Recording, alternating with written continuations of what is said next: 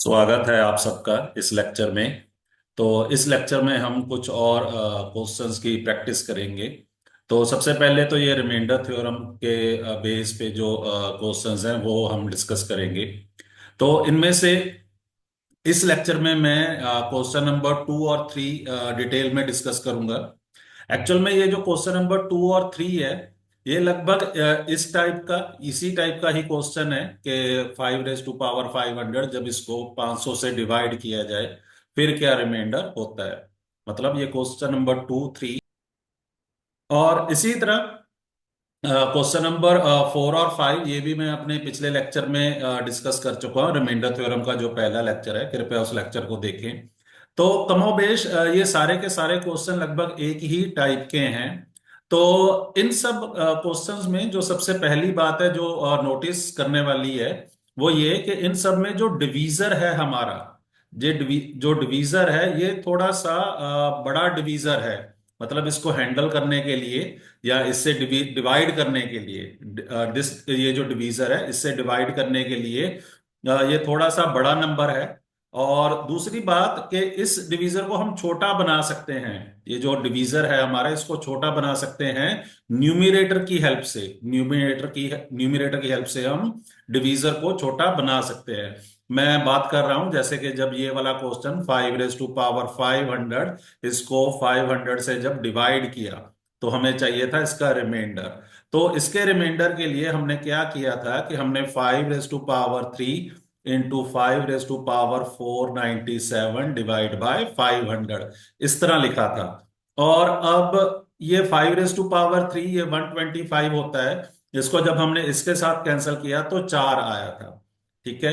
तो इसके बाद हमने लिखा था कि ये आगे इक्वल होगा 125 times remainder of 5 raise to power 497 divide by 4।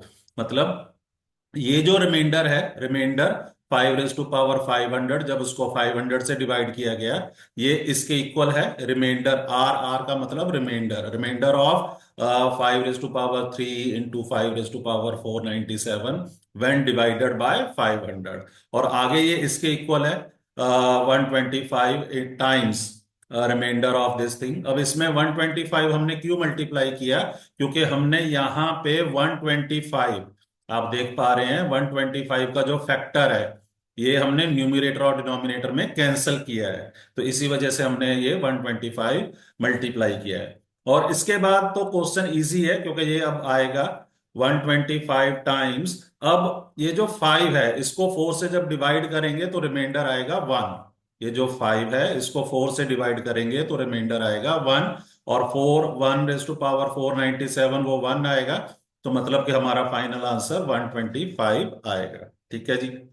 Basically इसमें ये जो 5 है 5 raise to power 497, 5 raise to power 497, इस 5 को हमने किस तरह लिखा था? इसको लिख सकते हैं 1 into 4 plus 1। 1 into 4 plus 1 raise to power 497। और जिसको अगर इसको जब हमने 4 से डिवाइड किया, 4 से डिवाइड किया तो इसका रिमाइंडर आएगा ये वाला 1। ठीक है जी। तो इसी वजह से हमारा ये आंसर आया 125। ठीक। मैं एक बार फिर से कहूंगा कि ये क्वेश्चन, क्वेश्चन नंबर 1 और 4 और 5 ये मैंने पिछले लेक्चर में डिस्कस किए हैं। ठीक है। तो कृपया ये जो रिमाइंडर थ्योरम का पहला लेक्चर है उसको ध्यान ध्यान से देखें तो आपको हर एक चीज समझ आ जाएगी। ठीक है जी।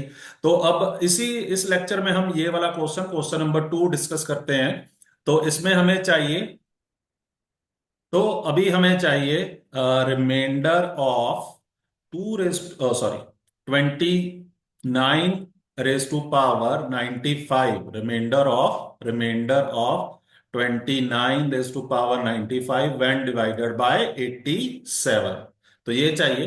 तो इसमें सबसे पहली बात कि ये जो डिवीजर है हमारा ये थोड़ा बड़ा है और हम डिवीजर को छोटा बना सकते हैं न्यूमरेटर की हेल्प से। हम डिवीजर को छोटा छोटे नंबर में लेके आ सकते हैं न्यूमरेटर की हेल्प से। वो कैसे? कि ये इक्वल है remainder of 29 into 29 raise to power 94 when divided by 87। Basically यहाँ पे ये जो 29 है इसके साथ कैंसल आउट कर जाएगा, तो यहाँ पे 3 बच जाएगा। ठीक है जी।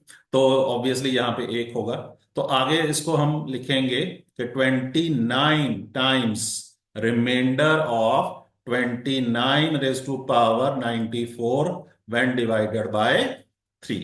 ठीक है। तो लगभग यही टेक्निक हमने पिछले जो क्वेश्चन है उनमें भी यही टेक्निक हमने यूज की थी। अब इसके बाद 29 टाइम्स रिमाइंडर रिमाइंडर ऑफ ये जो 29 है, इसको जब हम 3 से डिवाइड करेंगे तो हमारा रिमाइंडर आएगा -1। तो रिमाइंडर आएगा -1, और -1 रेज टू पावर 94। तो अब मुझे यहां पे रिमाइंडर लिखने की जरूरत नहीं है।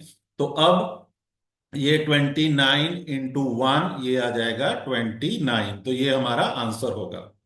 अब ये जो 29 है, इसको एक्चुअल में हमने ये 29 रेज टू पावर 94, इसको हम लिख सकते हैं 3 × 10 - 1। ये 29 है, इसको लिख सकते हैं 3 × 10 - 1 और रेज टू पावर 94। और इसको जब हमने 3 से डिवाइड किया, तो यहां पे रिमाइंडर आएगा -1। ठीक है जी, -1 रेज टू पावर 94, जो कि मैंने यहां पे लिखा था। ठीक। तो आगे इसका आंसर आएगा 1।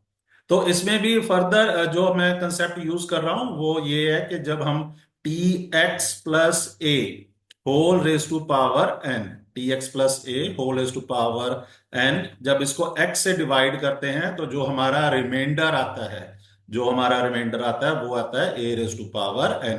ये वाला फैक्ट मैं यूज कर रहा हूं। ठीक है। तो ये वाली चीजें मैंने पहले लेक्चर में बड़े अच्छे से डिटेल से डिस्कस किए हैं। रिमाइंडर थ्योरम का जो पहला लेक्चर है, कृपया उसको देख सकते हैं आप। ठीक। तो तो यहां पे हमारा जो आंसर आएगा 29। अब इसी केस में ही आगे अगर हमारे पास, तो इसी तरह अगर हमारे पास क्वेश्चन है कि remainder of 29 raise to power 96 when divided by 87। तो ये सबसे पहले तो आएगा remainder of 29 × 29 raise to power 95 divided by 87। तो इसके बाद फिर से ये 29 1 और 29 3 ये कैंसल आउट कर सकते हैं। तो आगे ये आएगा 29 times remainder of 29 raise to power 95 when divided by 3। अब फिर से ये 29। ठीक है जी, इसको डिवाइड करेंगे जब 3 से, तो रिमाइंडर आएगा हमारा -1। तो आगे ये आएगा 29 × -1 रेज टू पावर 95। अब -1 ऑड पावर है जी, तो ये आएगा -1। तो 29 × -1 -29। ठीक है। पर -29 ये हमारी ऑप्शन थी ही नहीं। तो ये -29 जो रिमाइंडर है इसको हमने पॉजिटिव, लीस्ट पॉजिटिव रिमाइंडर, ये जो -29 है जो कि नेगेटिव रिमाइंडर है, मैं इसकी बात कर रहा हूं। इसको जब मैंने लीस्ट पॉजिटिव रिमाइंडर, एक्चुअल में यूजली जो हमारा आमतौर पे जो हमारा आंसर होता है वो हमारा लीस्ट पॉजिटिव रिमाइंडर होता है, लीस्ट पॉजिटिव रिमाइंडर होता है। तो ये -29 को लीस्ट पॉजिटिव रिमाइंडर में कन्वर्ट करने के लिए मुझे 87 ऐड करना पड़ेगा। क्यों 87 ऐड करना पड़ेगा? क्योंकि 87 हमारा ओरिजिनल डिवीजर था। तो जब इसमें ऐड करेंगे तो हमारा आंसर आ जाएगा 58। तो इस केस में हमारा जो आंसर रिमाइंडर होगा वो 58 होगा। तो एक बार फिर से मैं यही कहना चाहूंगा कि ये पांचों के पांचों क्वेश्चन लगभग एक ही टाइप के हैं। और वो टाइप क्या है कि यहाँ पे जो डिनोमिनेटर डिवीजर है हमारा वो थोड़ा बड़ा है, और इसको हम छोटे नंबर में कन्वर्ट कर सकते हैं न्यूमिरेटर की हेल्प से। इसको हम न्यूमिरेटर की हेल्प से छोटे नंबर में कन्वर्ट कर सकते हैं। उसके बाद हमारी जो प्रोसीजर है वो ये है कि ये जो tx+a whole raise to power n, tx+a whole raise to power n, जब इसको x से डिवाइड करते हैं तो हमारा जो रिमाइंडर आता है वो a⁻n आता है। ये वाला जो रिमार्क है ये हम यूज करते हैं। ठीक है जी। इन पे अच्छे से प्रैक्टिस होनी चाहिए। अगर फिर भी कोई डाउट आता है तो आप पिछला लेक्चर प्लीज फॉलो करें। तो इस वाले क्वेश्चन में हमें चाहिए remainder of 77 raise to power 77 plus 77 when divided by 78। तो बेसिकली ये होगा remainder of 77 raise to power 77 divided by 78 plus remainder of 77 when divided by 78। मतलब कि इस नंबर को जब हम 78 से डिवाइड करेंगे तो जो हमारा रिमाइंडर, प्लस प्लस ये वाला जो नंबर है इसको जब 78 से डिवाइड करेंगे तो जो रिमाइंडर आएगा। अब इसमें जो आगे आएगा कि ये जो 77 है इसको हम किस तरह लिख सकते हैं, ये लिख सकते हैं 1 इंटू 78 - 1। ठीक है, आगे 77 है तो नीचे मतलब पावर में 77 है, एक्सपोनेंट भी कहते हैं, और नीचे 78 है। तो मतलब कि इसका जो रिमाइंडर आएगा वो आएगा -1। ठीक है जी। तो इसका रिमाइंडर आएगा -1 रेज टू पावर 77। इसी तरह ये जो 77 है इसको भी जब 78 से डिवाइड करेंगे तो भी हमारा जो रिमाइंडर आएगा वो आएगा -1, क्योंकि ये 77 भी एक बार फिर से हम 1 इंटू 78 - 1 इस तरह लिख सकते हैं। ठीक, तो इसी वजह से हमारा रिमाइंडर आएगा -1। तो आगे ये -1 रेज टू पावर 77, ये -1 होता है, ये आगे फिर से -1 है, तो मतलब कि हमारा आंसर आ जाएगा -2। ठीक है जी। पर -2 हमारा ऑप्शन है ही नहीं है, और ऑप्शन हमारा लीस्ट पॉजिटिव रिमाइंडर में चाहिए। तो उसके लिए ये जो -2 है इसको हम 78 से ऐड कर देंगे, मतलब कि यहां पे मुझे 78 ऐड करना होगा। क्यों मैं 78 ऐड करूंगा, क्योंकि मेरा जो ओरिजिनल डिवीजर था वो 78 था, और जब हम ऐड करेंगे तो हमारा आंसर आ जाएगा 76। इसका मतलब कि ऑप्शन बी हमारी करेक्ट है। तो लगभग इस क्वेश्चन में भी हमने वही टेक्निक ही अप्लाई की है जो कि पिछले वाले क्वेश्चन में थी। वो टेक्निक ये है कि Tx + a whole raise to power n, जब इसको x से डिवाइड करते हैं तो हमारा जो रिमाइंडर आता है वो आता है a⁻n। वैसे इस क्वेश्चन में एक रिमार्क है कि यहाँ पे हमने ये जो -1 आया था, ये हमारा ये -1 ये आया था रिमाइंडर जब हमने 29 रेज टू पावर 95 इसको 3 से डिवाइड किया था। ये जो -1 ये रिमाइंडर था जब हमारा 29 रेज टू पावर 95 ये 3 से जब डिवाइड किया गया था। तो इसमें हमने फिर 3 ऐड क्यों नहीं किया? पहली बात, 3 हमारा ओरिजिनल डिवीजर नहीं था। ठीक है, ओरिजिनल डिवीजर हमारा 87 था, पहली बात तो ये। और अगर आप 3 ऐड करना चाहते हैं, मतलब कि ये वाला डिवीजर ऐड करना चाहते हैं, तो वो -1, ये जो -1 है इसमें ऐड होगा। तो जब आप -1 में ये जो -1 है इसमें 3 ऐड करेंगे तो आपका आंसर आएगा 20, ये 2, 29 × 2, फिर भी 58 आंसर ही आएगा जो कि हमने पहले मिला है। तो इसमें हम 3 को -1 में ऐड करेंगे, क्योंकि ये जो -1 था ये हमारा रिमाइंडर था जब हमने ये 29 रेज टू पावर 95 इसको 3 से डिवाइड किया था। तो अगर आप 3 ऐड करना चाहते हैं तो 3 वो -1 में ऐड होएगा, तब भी आंसर वही आएगा। और अगर आप नहीं करना चाहते तो ये जो -29 है जो हमारा फाइनल रिमाइंडर आ रहा है उसमें आप ओरिजिनल डिवीजर ऐड कर दीजिए, तब भी आंसर आपका वही आएगा। चलिए ये वाला क्वेश्चन देखते हैं। तो इसमें जो x है वो हमारा रिमाइंडर है जब 3 रेज टू पावर 6 1 2 8 4 इसको 5 से डिवाइड किया गया, और y जो रिमाइंडर है वो है जब 4 रेज टू पावर 96 इसको 6 से डिवाइड किया गया। तो हमें चाहिए 2x - y की वैल्यू। तो देखिए इसमें भी लगभग वैसे ही हम स्टेप्स लेंगे। तो हमें चाहिए remainder of 3 3 raise to power 6 1 2 8 4 when divided by 5। तो इसको मैं कैसे लिखूंगा, तो ध्यान से देखिए, इसको मैं लिख सकता हूं 3 रेज टू पावर 2। ओके, फिर यहां पे मेरे पास आ जाएगा 306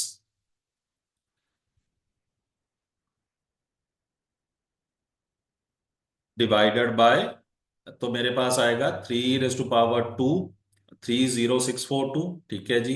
अब ये जो 3 रेज टू पावर 2 है ये कुछ और नहीं, ये 9 ही होता है, तो इसको मैं लिखूंगा remainder of 9। 9 raise to power 30642 when divided by 5। तो अब ये जो 9 है इसको मैं किस तरह लिख सकता हूं? ऑब्वियसली इस 9 को मैं लिखूंगा 1। तो ये जो 9 है इसको मैं लिख सकता हूं 2 × 5 - 1। ठीक, फर्दर ये जो है 30642 जो पावर है। ठीक, अब ये जो 9 है इसको जब 5 से डिवाइड करेंगे तो रिमाइंडर आएगा -1। तो ये आगे आ जाएगा -1 रेज टू पावर 30642, जो कि आंसर आएगा 1। तो ये हमारी x की वैल्यू आ गई। अब जो y की वैल्यू है वो तो वैसे आप सीधा भी लिख सकते हो कि y की जो वैल्यू होगी वो होगी 4। अब y की वैल्यू तो आप डायरेक्टली 4 भी लिख सकते हैं। क्यों? क्योंकि ना एक ये एक तरह का रिजल्ट ही है कि any power, any power or exponent, any power or exponent of 4 leaves the remainder 4, leaves the remainder 4 when divided by 6, when divided by 6।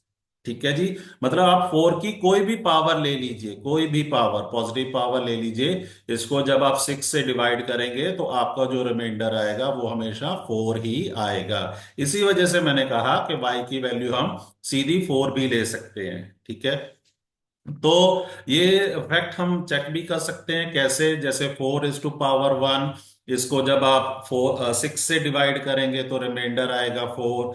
4 raise to power 2 जो कि 16 होता है, इसको भी जब आप 6 से डिवाइड करेंगे तब भी रिमाइंडर आएगा 4। 4 रेज टू पावर 3 64, इसको भी जब आप 6 से डिवाइड करेंगे तब भी रिमाइंडर आएगा 4। ठीक है जी। तो इस वजह से हमारे पास अब x और y की वैल्यूज हैं। तो x की वैल्यू 1 है, y की वैल्यू 4 है। तो 2x - 1 इसकी वैल्यू कितनी आ जाएगी? 2 × 1 - 4, उसकी वैल्यू आ जाएगी -2। तो मतलब कि ऑप्शन डी हमारी करेक्ट होगी। और अगर आप प्रूव करना चाहते हैं कि remainder of 4 raise to power 96 when divided by 6, ये जो रिमाइंडर है ये 4 ही आएगा, तो उसके लिए देखिए ध्यान से, प्रोसीजर लगभग सेम ही होगा। तो ये आगे remainder of 4 × 4 raise to power 90, sorry यहाँ पे 95 आएगा।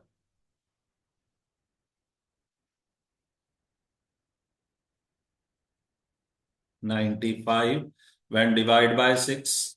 ठीक है जी। तो आगे ये बन जाएगा रिमाइंडर ऑफ, यहाँ पे मैं 2 कैंसल कर सकता हूं तो 2, और यहाँ पे 3। तो remainder of 2 × 4 raise to power 95 when divided by 3। पर क्योंकि मैंने यहां पे एक 2 का फैक्टर कैंसल आउट किया था, 2 का फैक्टर कैंसल आउट किया है न्यूमरेटर और डिनोमिनेटर में, तो मुझे यहां पे 2 के साथ मल्टीप्लाई करना पड़ेगा। ठीक, अब इसके बाद ये जो 2 है इसको जब 3 से डिवाइड करेंगे तो रिमाइंडर आएगा 2, और ये जो 4 है इसको 3 से डिवाइड करेंगे तो रिमाइंडर आएगा 1। ठीक, तो मतलब कि हमारा आंसर आएगा 2 × 2, ये वाला 2, और यहां पे रिमाइंडर आएगा 1। तो 1 रेज टू पावर 95। तो ये अगर आप सिंप्लीफाई कर लें तो आंसर आएगा आपका 4। ठीक है जी। तो अगर आप इस तरह प्रूव करना चाहते हैं तो इस तरह भी कर सकते हैं। नहीं तो अगर आप ये रिजल्ट अगर दिमाग में रख लें, याद रख लें कि 4 की आप कोई भी पावर लें, कोई भी एक्सपोनेंट ले, उसको 6 से डिवाइड करेंगे तो रिमाइंडर हमेशा 4 ही आएगा। तो ये कुछ और प्रैक्टिस क्वेश्चंस हैं, कृपया इनको प्रैक्टिस करें, और अगर हो सके तो इनके आंसर आप कमेंट बॉक्स में जरूर दें। और एक बार फिर से मैं यही सजेशन करना चाहूंगा कि कोई भी क्वेश्चन करने से पहले, सीधा उसका सोल्यूशन देखने से पहले एक बार आप खुद उसको सॉल्व करके देखें। अगर हो जाए, सॉल्व आपसे सॉल्व हो रहा है और एक टाइम में, विद इन अ टाइम, मतलब एक थोड़े से समय में अगर वो सॉल्व हो रहा है तो बहुत अच्छा है। नहीं हो रहा है फिर आपको ये फिर ये सोल्यूशन आप वीडियो में देखें। चलिए ये वाला क्वेश्चन देखते हैं। एक्चुअल में इस क्वेश्चन का जो सही आंसर है वो है ऑल ऑफ दीज, मतलब कि 7 raise to power 4n minus 6 raise to power 4n, इसको हम 13 से भी डिवाइड कर सकते हैं, मतलब कि इस नंबर को 13 से डिवाइड करेंगे तो रिमाइंडर आएगा 0, 5 से भी डिवाइड करने पे 0, और 17 से डिवाइड करने पे भी 0, मतलब कि ये जो नंबर होगा 7 raise to power 4n minus 6 raise to power 4n, ये सारे नंबर से डिविजिबल होगा। और n यहाँ पे कोई भी पॉजिटिव इंटीजर हो सकता है, मतलब कि n यहाँ पे 1 2 3 4 5, ठीक है जी, कोई भी नंबर हो सकता है। वैसे तो इस रिजल्ट को हम वेरीफाई भी कर सकते हैं। आप n की कोई भी वैल्यू उठा लें, जैसे कि n 1 ले लिया, तो 7 raise to power 4 minus 6 raise to power 4, ये तीनों नंबर से डिविजिबल होगा। इसी तरह अगर आपने n की वैल्यू 2 लेते हैं तो 7 raise to power 8 minus 6 raise to power 8, ये भी तीनों नंबर से, इन तीनों नंबर से डिविजिबल होगा। तो इस तरह करते हुए हम ये रिजल्ट प्रूव कर सकते हैं, चेक कर सकते हैं, प्रूव तो नहीं कर सकते, चेक कर सकते हैं। अब इस रिजल्ट को प्रूव करने का जो एक प्रॉपर वे है वो ये है कि उसके लिए हमें a raise to power n minus b raise to power n, ये वाला जो टर्म है, ये डिविजिबल होती है a माइनस बी से। A N minus B N, ये a माइनस बी से डिविजिबल होती है अगर if n is odd, n is a odd positive integer. और यही टर्म a माइनस बी और साथ ही साथ a प्लस बी दोनों के साथ, means a minus b a plus b दोनों से डिविजिबल होती है अगर n होता है हमारा, n is an even positive integer, n is an even positive integer. खैर यहां पे भी मुझे लिखना चाहिए था एन ऑड पॉजिटिव इंटीजर, ठीक। तो अगर n इवन है तो हम ये भी कह सकते हैं कि A N minus B N, ये ए स्क्र माइनस बी स्क्र इसके साथ डिविजिबल होगी, क्योंकि जो ए स्क्र माइनस बी स्क्र है वो है ए minus b into a plus B, ठीक। तो अब इस रिजल्ट को याद रखने के लिए या आगे समझने के लिए कुछ केसेस हम दिमाग में रख सकते हैं या उनको समझ सकते हैं। जैसे मान लीजिए अगर n की वैल्यू मैंने 1 ले लेता हूं, ठीक है जी, तो a raise to power 1 minus b raise to power 1, तो ये तो है ही है डिविजिबल a माइनस बी से, क्योंकि ये खुद ही a माइनस बी है। और अगर मैंने n की वैल्यू 3 ले लेता हूं तो मेरे पास a³ माइनस b³ आएगा। तो ये होता है आगे a minus b a square plus a b plus b square. तो इसमें भी देखिए a³ माइनस b³ ये इसके इक्वल है, तो इसमें भी a माइनस बी का फैक्टर है। तो मतलब कि ये जो टर्म है a³ माइनस b³ ये a माइनस बी से डिविजिबल होगी।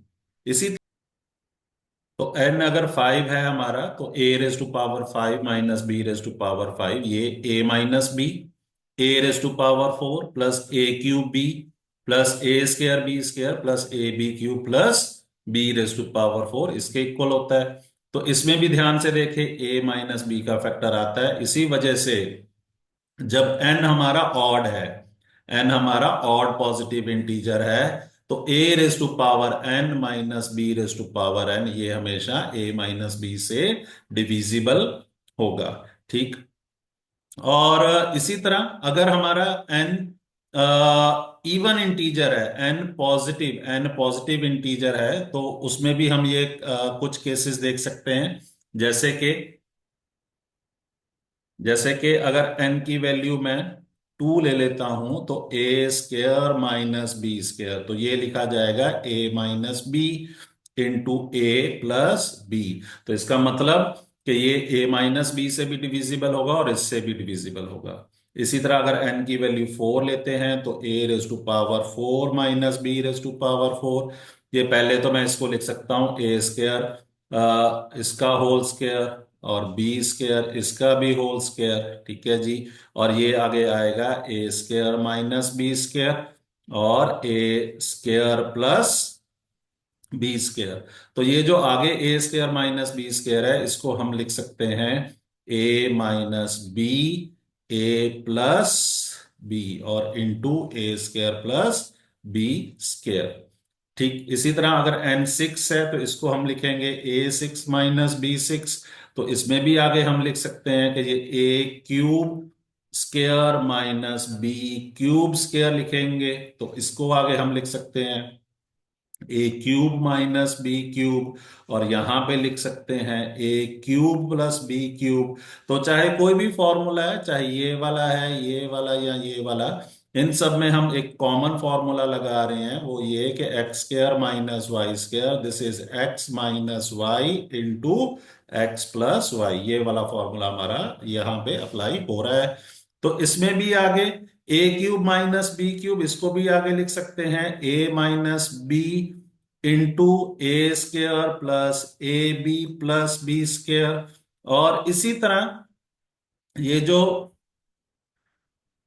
ए क्यूब प्लस बी क्यूब की टर्म साथ में मल्टीप्लाई है, तो उसमें आएगा a plus b into a square minus a b plus b square. पर तब भी ये ए माइनस बी और इंटू ए प्लस बी, ये वाला टर्म दोनों में है, दोनों टर्म्स हैं। तो इसका मतलब a raise to power six minus b raise to power six, ये a minus b as well as a plus b दोनों से ही डिविजिबल होगा, मतलब कि a square minus b square से डिविजिबल होगा। अब यहां पे एक रिमार्क है कि ये जितने भी हमने केसेस किए थे, a minus b, a cube plus b cube, और a five, a raise to power five minus b raise to power five, इनमें अगर ये जो माइनस है, ये इस माइनस में अगर प्लस आ जाए, मतलब कि माइनस की जगह प्लस हो, माइनस की जगह प्लस हो, तो जो राइट हैंड साइड है वहां पे भी सिर्फ साइंस का ही फर्क आता है। तो अगर तो ये एन वन है तो यहाँ पे भी माइनस की जगह प्लस हो जाएगा, मतलब कि ये ए प्लस बी बन जाएगा। और अगर हमारे पास ए क्यूब प्लस बी क्यूब है, मैं इसकी बात कर रहा हूं, तो यहां पे प्लस हो जाएगा, पर ये वाली जो टर्म है, ये वाली जो टर्म है, ये माइनस के साथ होगी। मेरे कहने का मतलब कि अगर a cube plus b cube है, तो वो होगा a plus b into a square minus a b plus b square. मेरे कहने का मतलब ये है। ठीक है जी। और इसी तरह अगर हमारे पास a raise to power five plus b raise to power five है, तो इसका मतलब ए प्लस बी, ठीक यहां पे प्लस हो जाएगा, फिर ए फोर, फिर अगली जो टर्म आएगी वो नेक्स्ट टर्म वो नेगेटिव साइन के साथ आएगी, मतलब के minus a cube b plus अगली वाली टर्म एज इट इज ही रहेगी, उसका साइन नहीं चेंज होगा। ठीक है जी। पर ये जो नेक्स्ट टर्म है इसका साइन चेंज हो जाएगा, ए बी क्यूब, और लास्ट वाली टर्म हमारी b raise to power four ही रहेगी। ठीक। तो ये वाले फॉर्मूले भी साथ में आपके एक बार जरूर आपके नॉलेज में होने चाहिए। तो ये जो इससे हम क्या कंक्लूजन निकाल सकते हैं कि अगर हमारा एन ऑड है, अगर एन हमारा ऑड पॉजिटिव इंटीजर है, तो हमारे पास a raise to power n और b raise to power n है, इस तरह की टर्म है, a raise to power n plus b raise to power n. तो ये हमेशा किस टर्म से डिविजिबल होगा? ये हमेशा ए प्लस बी से डिविजिबल होगा, क्योंकि हम देख सकते हैं कि यहां पे भी ए प्लस बी है, यहां पे भी ए प्लस बी है, और यहां पे भी ए प्लस बी है। ठीक है जी। तो इसको मैं थोड़ा सा क्लियर करके भी लिख देता हूं। तो a raise to power n plus b raise to power n, it will be always divisible by a plus b if n is n is an odd positive integer, it is an odd positive integer। और अगर if n is an even positive integer, n is an even positive integer, तो हमारे पास इस तरह का कोई भी result, standard result हमारे पास अवेलेबल नहीं है जो बाकी केसेस में होता है। एक्चुअल में ये हम समझ भी सकते हैं क्यों नहीं है, क्योंकि मान लीजिए अगर n की वैल्यू 2 ले ली जाती है, ठीक, जो कि इवन पॉजिटिव इंटीजर है, तो ए स्क्वायर प्लस बी स्क्वायर, ठीक है जी। तो वैसे वैसे ये फैक्टर बनते हैं, इसके फैक्टराइजेशन तो नहीं होती है। ये लिखा जाएगा a+b² -2ab। तो इसको इस तरह लिख सकते हैं, ठीक है। तो इसमें देख सकते हैं कि हमारे पास कोई भी कॉमन फैक्टर नहीं है जिसको हम कैंसल आउट कर सके। तो इसी वजह से अगर n हमारा इवन पॉजिटिव इंटीजर है तो इस केस में कोई भी इस तरह का स्टैंडर्ड रिजल्ट नहीं अवेलेबल है। ठीक, तो ये वाले रिजल्ट हमारे दिमाग में जरूर होने चाहिए कि अगर n हमारा ऑड पॉजिटिव इंटीजर है तो an+bn, इसका जो एक फैक्टर होगा वो हमेशा a+b होगा। और अगर हमारे पास an-b⁴ है तो उस केस में अगर n ऑड पॉजिटिव इंटीजर है तो a-b हमेशा एक फैक्टर होगा, डिवीजर होगा। और अगर n एक इवन पॉजिटिव इंटीजर है तो उस केस में a-b और साथ ही साथ a+b दोनों दोनों ही फैक्टर होंगे। तो मतलब कि a² - b² ये एक फैक्टर होगा a⁻n - b⁴ का। तो ये रिजल्ट थोड़े से दिमाग में मतलब कि हमें याद होने चाहिए, इनकी समझ भी होनी चाहिए, क्योंकि इनके बेसिस पे काफी क्वेश्चंस अवेलेबल हैं एनालिटिकल स्किल्स में नंबर थ्योरी के अंडर। तो चलिए ये वाला क्वेश्चन सॉल्व करते हैं। तो सबसे पहले अगर आप ध्यान से देखें तो 4 × n ये हमेशा इवन होगा, ये जो 4 × n है। ठीक, n अगर कोई भी इंटीजर है, पॉजिटिव इंटीजर है, तो 4n हमेशा इवन होगा। तो अभी जो हमने रिजल्ट किया तो उसके अकॉर्डिंग अगर हमारा a⁻n - b⁴ है और n हमारा पॉजिटिव, n हमारा इवन पॉजिटिव इंटीजर है, इवन पॉजिटिव इंटीजर है। ठीक, n is an even positive integer. ठीक, तो n अगर हमारा इवन पॉजिटिव इंटीजर है तो an - bn इसके जो फैक्टर होंगे वो a-b और a+b दोनों ही इसके फैक्टर होंगे। ठीक, तो जब अब यहां पे हमारा a है 7 और b है 6। ठीक, इसका मतलब 7 - 6 ये भी इसका फैक्टर होगा। खैर वो तो होगा ही होगा क्योंकि 7 - 6 तो 1 होता है। तो और 7+6 मतलब 13 ये भी इसका फैक्टर होगा। फैक्टर होगा, इन अदर वर्ड्स हम ये भी कह सकते हैं कि 7+6 13 इस नंबर को 7⁴n -6⁴n इसको डिवाइड करेगा। या फिर ये भी कह सकते हैं कि ये वाला जो नंबर है ये 7+6 से हमेशा डिविजिबल होगा। ठीक, तो इसी वजह से ऑप्शन ए करेक्ट होगी।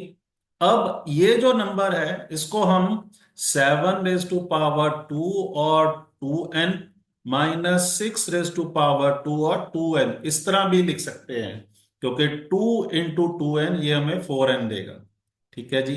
अब 7⁻² तो 49 होता है रेज़ टू पावर 2n, और 6⁻² 36 होता है रेज़ टू पावर 2n। अब ये वाला जो नंबर है 2n ये भी हमेशा एक इवन इंटीजर ही होगा, ये भी हमेशा इवन इंटीजर ही होगा। मतलब कि ये वाला जो नंबर है ये 49 - 36 और 49 + 36 दोनों से डिविजिबल होगा। फिर से हम वही वाला रिजल्ट यूज कर रहे हैं, ठीक, जो अभी हमने डिस्कस किया। तो अब 49 - 36 ये 13 आ जाएगा। ठीक, वो हम पहले भी प्रूव कर चुके हैं। अब ये 49 + 36 ये हमारा आएगा 85। ठीक, तो इसका मतलब कि ये वाला जो नंबर है ये वाला नंबर 85 से हमेशा डिविजिबल होगा। अब क्योंकि 17 85 को डिवाइड करता है, 17 और 5, 17 और 5 ये दोनों 85 को डिवाइड करते हैं। एक्चुअल में 85 जो होता है इसके फैक्टर्स हैं 17 और 5, 17 और 5। तो इसी वजह से ये जो नंबर है ये हमारा 17 से भी डिविजिबल होगा, 5 से भी डिविजिबल होगा। इसका मतलब हम ये जो नंबर है ये सभी से डिविजिबल डिविजिबल होगा, मतलब कि ऑप्शन डी करेक्ट होगी। तो हमें चाहिए remainder of 127 raise to power 97 plus 97 raise to power 97 when divided by 32। तो इसको हम आगे लिख सकते हैं, remainder of 127 9 raise to power 97 when divided by 32 plus remainder of 97 raise to power 97 when divided by 32। अब ये जो 127 है इसको हम लिख सकते हैं 4 into 32 - 1। मतलब कि ये जो न्यूमिरेटर है 127, इसको हम 32 की टर्म्स में लिखेंगे तो इस तरह लिख सकते हैं। तो आगे रेज टू पावर 97 है, ठीक। और ये जो 97 है इसको हम लिख सकते हैं 3 into 32 + 1। ठीक है, वंस अगेन ये जो डिवीजर है या डिनोमिनेटर है उसकी टर्म्स में, और ये आगे फर्दर रेज टू पावर 97 है। ठीक, तो लगभग ये वैसा ही आप स्टेप्स कर रहे हैं जो जो हमने इस लेक्चर के स्टार्ट में किया है। ठीक है, तो इसके बाद हमारे पास ये आएगा कि ये जो 127 है जो कि नथिंग बट ये जो कि ये है, इसको जब 32 से डिवाइड करेंगे तो रिमाइंडर आएगा -1। ठीक है जी, तो हमारा यहां पे आएगा -1 रेज टू पावर 97। इसी तरह ये जो 97 है, ठीक है, ये जो 97 है इसको जब हम 32 से डिवाइड करेंगे तो रिमाइंडर आएगा +1। तो यहां पे आएगा +1 रेज टू पावर 97। ठीक, तो अब सॉरी यहाँ पे +1 आएगा, ठीक, -1 नहीं, +1 आएगा। तो अब -1 रेज टू पावर 97 -1 होता है और +1 रेज टू पावर 97 1 होता है। तो आंसर आएगा 0। तो मतलब कि ऑप्शन ए हमारी करेक्ट होगी।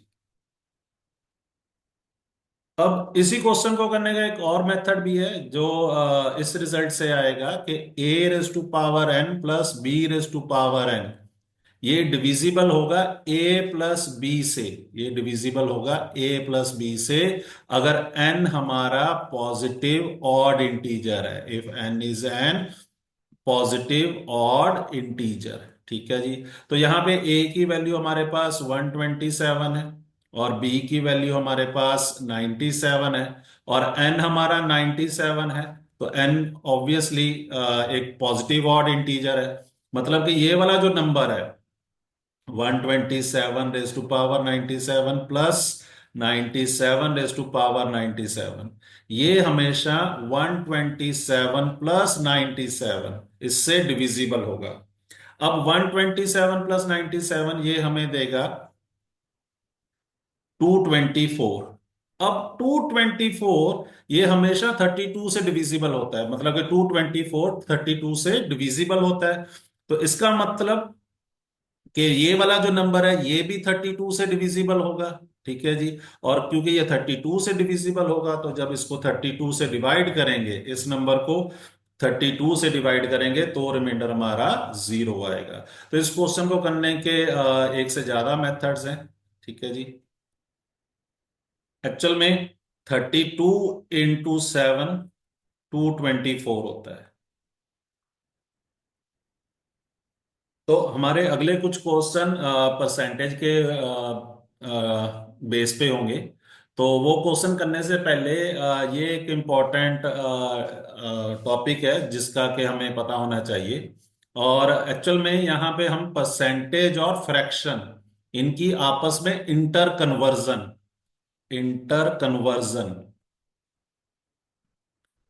ठीक है जी, तो ये देख रहे हैं। मतलब कि फ्रैक्शन के कॉरस्पॉन्डिंग परसेंटेज क्या होती है और परसेंटेज के कॉरस्पॉन्डिंग फ्रैक्शन क्या होती है।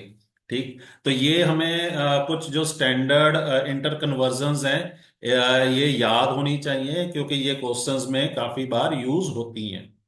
तो सबसे पहले जैसे 50% है, ये 1/2 के इक्वल होता है, फ्रैक्शन 1/2 के इक्विवेलेंट होता है।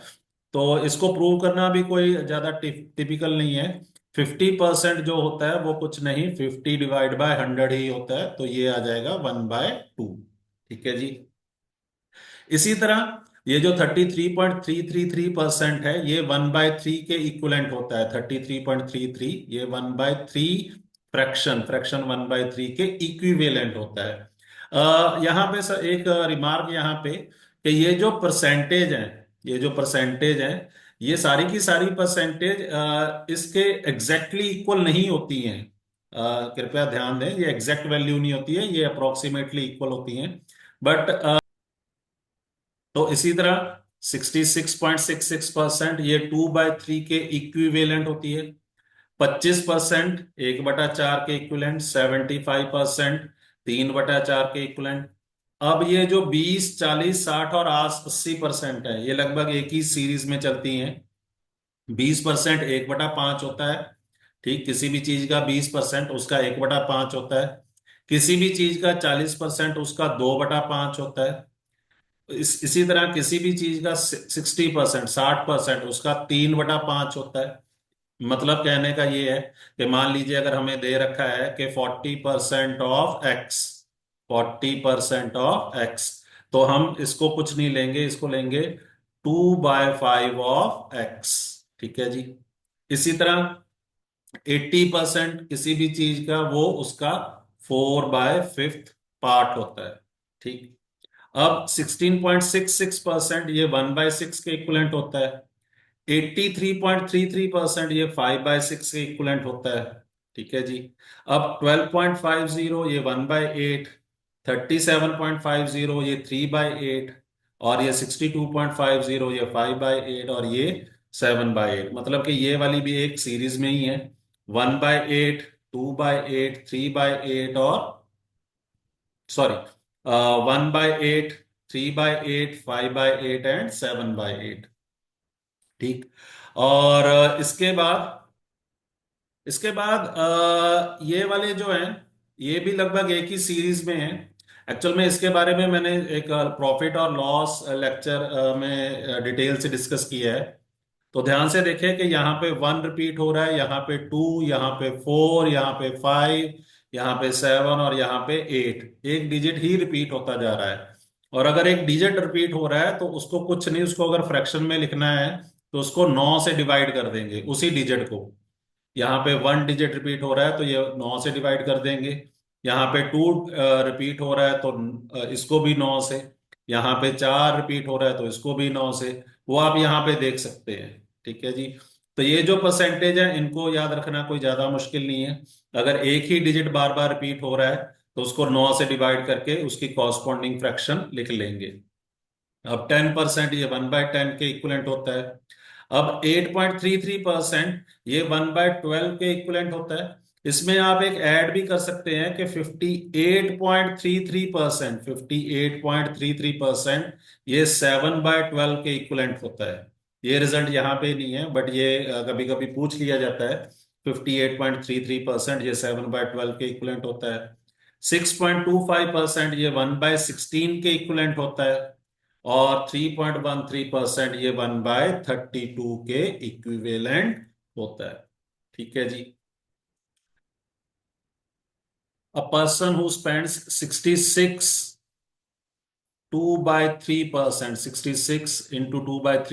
of his income is able to save rupees 1200 per month.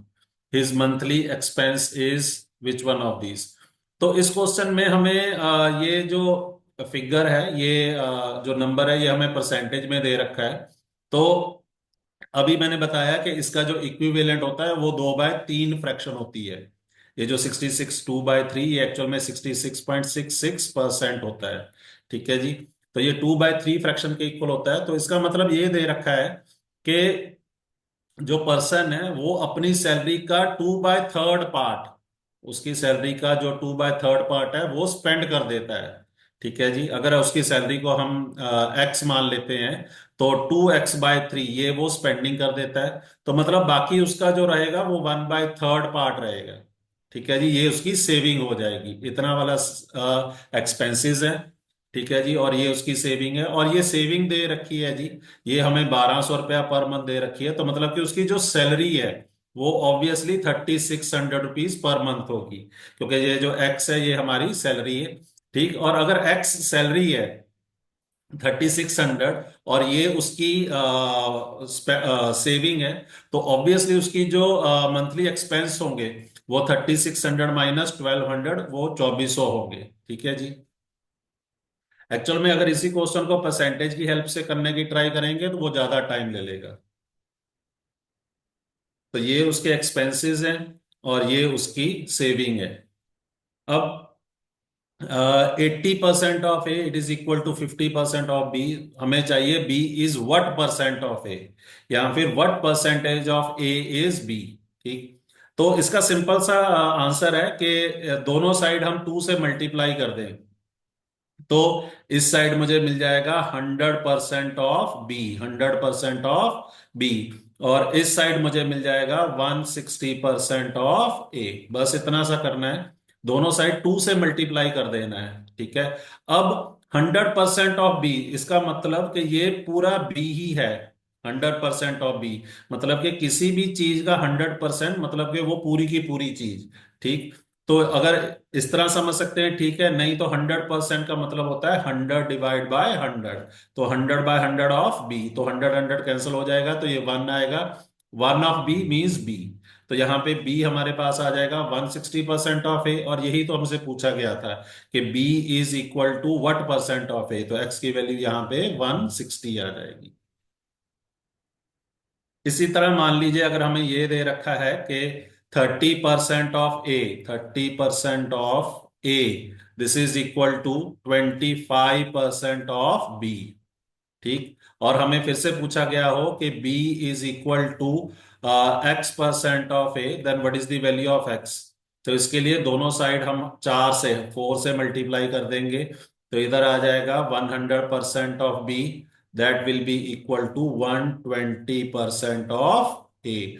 अब 100% ऑफ बी मतलब के पूरा का पूरा बी, तो दैट इज इक्वल टू 120%। तो उस केस में हमारा आंसर एक्स की वैल्यू मतलब के 120 आएगी। अब x is 80% of y, x is 80% of y मतलब कि x है y का 4/5 पार्ट। मतलब कि x है y का 4/5 पार्ट। अब ये तो कोई इतना टफ नहीं है, क्योंकि जो 80% है वो होता है 80/100। ओके। किसी भी नंबर का जो परसेंटेज होता है, एक्चुअल में परसेंटेज, इसको मैंने डिटेल में डिस्कस किया है प्रॉफिट एंड लॉस के लेक्चर में, जैसे कि मैंने पहले भी कहा है। ठीक है। अगर आप उसको डिटेल में पढ़ना चाहते हैं तो प्रॉफिट एंड लॉस का लेक्चर जरूर देखिए, क्योंकि उसमें एक तो परसेंटेज मैंने अच्छे से डिस्कस की है। ठीक। और उसके साथ ही प्रॉफिट लॉस के काफी अच्छे क्वेश्चन शॉर्टकट वे से डिस्कस किए हैं। तो किसी भी नंबर का जो परसेंटेज होता है उस नंबर को 100 से डिवाइड करने के बराबर होता है। मतलब कि ये पर का मतलब डिवाइड, पर का मतलब डिवाइड। ठीक है। सेंट, सेंट का मतलब 100, मतलब कि किसी भी नंबर का परसेंटेज उसको 100 से डिवाइड करने के इक्विवेलेंट होता है। तो इसी वजह से ही यहाँ पे ये 20 से कैंसल आउट हो जाएगा, तो 4/5 आ जाएगा। तो x हमारा 4/5 ऑफ y है, तो मतलब y कितना होगा, ये होगा कुछ और नहीं 5x/4। ठीक। अब हमें चाहिए कि what percent of x is y, मतलब कि हमें चाहिए यहाँ पे 100, मतलब कि डिनोमिनेटर में हमें 100 चाहिए। ठीक। तो अब क्योंकि डिनोमिनेटर में 100 चाहिए, तो यहाँ पे भी हमें 25 से मल्टीप्लाई करना पड़ेगा, क्योंकि यहाँ पे ध्यान से देखिए कि मैंने 25 से मल्टीप्लाई किया है, मतलब कि 5 को भी मुझे 25 से मल्टीप्लाई करना पड़ेगा। तो ये आ जाएगा 125 of x, 125 divide by 100 of x. तो ये कुछ और नहीं है, ये 125% ऑफ एक्स ही है। ठीक है। फिर से यही वाली जो डेफिनेशन है वो लगा दी हमने, तो आंसर आ गया, क्योंकि हमने हमसे यही पूछा गया था कि व्हाट परसेंट, व्हाट यही वो है, what percent of x, what percent of x is y. तो आंसर हमारा डी, 125%। इसी तरह मान लीजिए हमारा क्वेश्चन ये है कि if y is 62.5% of x, then what percent of y is x। तो हमें दे रखा है कि जो y है वो 62.5% ऑफ x। अब ये जो 62.5% होता है, ये 5/8, ये जो फ्रैक्शन है इसके इक्विवेलेंट होता है। तो मतलब कि हमें ये दे रखा है कि ये y इज 5/8 ऑफ x। तो इसका मतलब कि x किसके इक्वल होगा, ये होगा 8y/5। ठीक। तो अबे हमें फिर से यहाँ पे 100 चाहिए, तो मैंने 100 लिखा। तो मतलब कि 20 से मल्टीप्लाई कर रहा हूं, तो न्यूमरेटर को भी 20 से मल्टीप्लाई करना पड़ेगा, तो 160 आ जाएगा। तो दिस इज 160/100 ऑफ y। तो मतलब कि जो x होगा कुछ और नहीं होगा, 160% ऑफ y ही होगा। ठीक है जी। वैसे इन क्वेश्चन को करने का एक और वे भी है कि y हमारा क्योंकि 5/8x है, तो x हमारा हो जाएगा 8/5 ऑफ y। ठीक है जी। अब ये जो 8/5 है इसको मैं लिख सकता हूं 1+3/5, 1+3/5 ऑफ वाई। अब जो 1 ऑफ y है, ये जो 1 है इसको अगर मैं परसेंटेज में कन्वर्ट करूं तो मुझे 100% लिखना पड़ेगा। ये जो 1 है ये 100% के इक्वलेंट है, और ये जो 3/5 है ये 60% के इक्वलेंट है। ठीक है जी। तो ऑफ वाई। ठीक है जी। तो अब ये भी मुझे वही आंसर देगा, 160% ऑफ वाई। ठीक।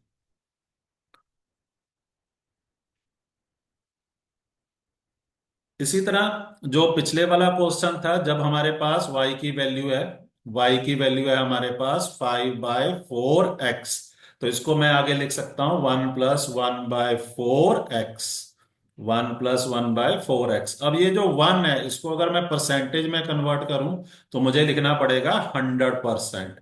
ठीक। और अगर ये 1/4 है इसको परसेंटेज में कन्वर्ट करूंगा तो मुझे लिखना पड़ेगा 25%। ठीक है जी। तो 100+25% ये आ जाएगा 125% ऑफ x। तब भी वही आंसर आएगा, तो आप जिस भी मेथड से करना चाहें कर सकते हैं।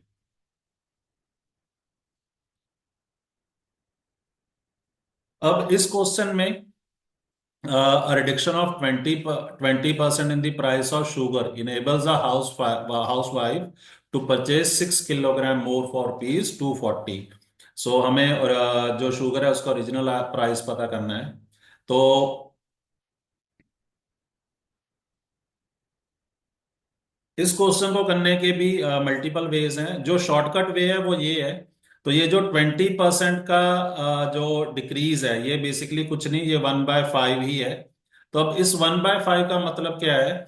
इस तो इस 1/5 का मतलब ये है, क्योंकि ये जो 20% मतलब कि 1/5 डिक्रीज है प्राइस में, शुगर की प्राइस में।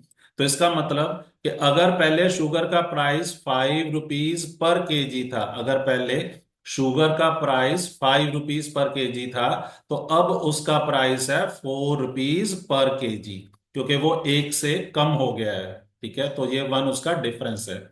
तो ये थोड़ा सा इंपॉर्टेंट है यहाँ पे कि ये जो 20% है जो 1/5 के इक्विवेलेंट है, 20%। ठीक है जी। जो 1/5 फ्रैक्शन के इक्विवेलेंट है उसका मतलब क्या है? मतलब सिंपल है कि अगर पहले 5 रुपए पर केजी उसका प्राइस था, शुगर का प्राइस था, तो अब उसका प्राइस 20% कम होके 4 रुपीज पर केजी है। अब क्योंकि प्राइस कम हो गया है तो जो अमाउंट है या क्वांटिटी है वो बढ़ जाएगी। तो वो किस तरह बढ़ेगी? वो इनवर्सली प्रोपोर्शनल बढ़ेगी। मतलब कि अगर वो पहले 4 केजी ले पा रही थी तो अब वो 5 केजी ले पाएंगे, क्योंकि हमारा जो एक्सपेंडिचर है वो सेम ही रह रहा है। क्योंकि प्राइस कम हो गया है तो जो अमाउंट है वो बढ़ जाएगी। ठीक। तो अगर वो पहले 4 केजी ले पा रही थी तो अब 5 केजी ले पा रहे हैं। तो उसका रीजन भी सिंपल है, क्योंकि हमारा जो टोटल एक्सपेंडिचर है वो 20 रुपीज का ही है। कैसे ये 20 रुपीज? क्योंकि ये 5 × 4 आप देख सकते हैं 20 रुपीज का ही है। ठीक है। तो अगर पहले 5 रुपए पर केजी का जो प्राइस था, तो टोटल हमारा हम 20 रुपीज खर्च रहे थे, तो ऑब्वियसली 20 रुपए में हम 4 केजी शुगर ही ले पाएंगे। पर क्योंकि अब हमारा जो प्राइस है वो 4 रुपीज केजी है, तो 20 रुपीज में हम 5 किलो शुगर ले पाएंगे। ठीक है। तो अब ये जो डिफरेंस है 1 किलो का है, ये 1 किलोग्राम का डिफरेंस हो गया है। ठीक है। मतलब कि 1 किलोग्राम ज्यादा ले पा रहे हैं। पर क्वेश्चन में ये 6 किलोग्राम ज्यादा दे रखा है, मतलब कि ये जो 1 किलोग्राम है ये 6 किलोग्राम के इक्विवेलेंट है। मतलब कि हमें 6 से मल्टीप्लाई करना पड़ेगा। तो इसका मतलब ये है कि पहले वो 4 × 6 24 किलोग्राम शुगर ले पा रहे थे, और अब वो 30 किलोग्राम शुगर ले पा रहे हैं। पहले वो 24 किलोग्राम शुगर ले पा रहे थे, अब 30 किलोग्राम ले पा रहे हैं। कितने रुपीज में? 240 रुपीज में। ये आल्सो ये भी मेंशन्ड है यहाँ पे। ठीक है। तो इसका मतलब सेम है, साफ है कि पहले जो जो शुगर है उसका प्राइस था 240 डिवाइड बाय 24, मतलब के 10 रुपीज पर केजी, पहले ये था। और अब कितना है, अब है 240 डिवाइड बाय 30, मतलब के 8 रुपीज पर केजी। ठीक है। तो हमें यहाँ पे ओरिजिनल प्राइस पूछा है, तो original price 10 rupees per KG है, और ये जो 8 है ये न्यू प्राइस पर केजी है। अब इस क्वेश्चन को हम नेट चेंज का जो फॉर्मूला है, जो कि मैंने प्रॉफिट एंड लॉस वाले लेक्चर में अच्छे से डिस्कस किया है, तो इस फॉर्मूले से भी कर सकते हैं कि n is equal to a plus b plus a b by 100। ठीक है जी। अब यहाँ पे ए की जगह हमारे पास 20% है, और ये 20% रिडक्शन है, तो मतलब कि ए की वैल्यू मैं -20 लूंगा। ए रिडक्शन है, रिडक्शन है, तो ए की वैल्यू -20। और यहाँ पे जो बी होगी ये हमारी अमाउंट ऑफ द शुगर होगी। ठीक है जी, amount of the sugar, a amount of sugar. और ये जो ए है ये है हमारी प्राइस ऑफ द शुगर, ये है प्राइस ऑफ द शुगर। ठीक। तो जो हमारी प्राइस है वो 20 से कम हो गई है, तो -20। और बी जो अमाउंट ऑफ द शुगर है वो बढ़ जाएगी, इसीलिए यहाँ पे प्लस बी, बढ़ने का मतलब प्लस बी। और यहाँ पे आ जाएगा -20 b/100, मतलब कि ए की वैल्यू -20, और बी तो हमारा बी ही है जो कि अमाउंट ऑफ शुगर है। पर यहाँ पे जो नेट चेंज है, ये नेट चेंज एक्सपेंडिचर में होता है, टोटल एक्सपेंडिचर, तो उसमें तो कोई फर्क आया ही नहीं, तो यहाँ पे ये जीरो आएगा। ठीक है जी। तो अगर अब इस इक्वेशन को सॉल्व करना है, तो ये -20 इधर आ जाएगा, तो ये 20 हो जाएगा। अब ये b माइनस दिस 20 b/100 आप सिंप्लीफाई कर ले, तो ये 80 b/100 आएगा। और इसको अगर आप सिंप्लीफाई करें तो b की वैल्यू हमारे पास 25% आ जाएगी। तो अब ये बी जो 25% है ये इंक्रीज है, ये इंक्रीज। ठीक है, ये इंक्रीज किस में है, अमाउंट ऑफ द शुगर में, क्योंकि इसका मतलब साफ है, क्योंकि प्राइस कम हो गए हैं। ठीक है, प्राइस कम हो गया है तो हम ज्यादा चीनी खरीद पाएंगे।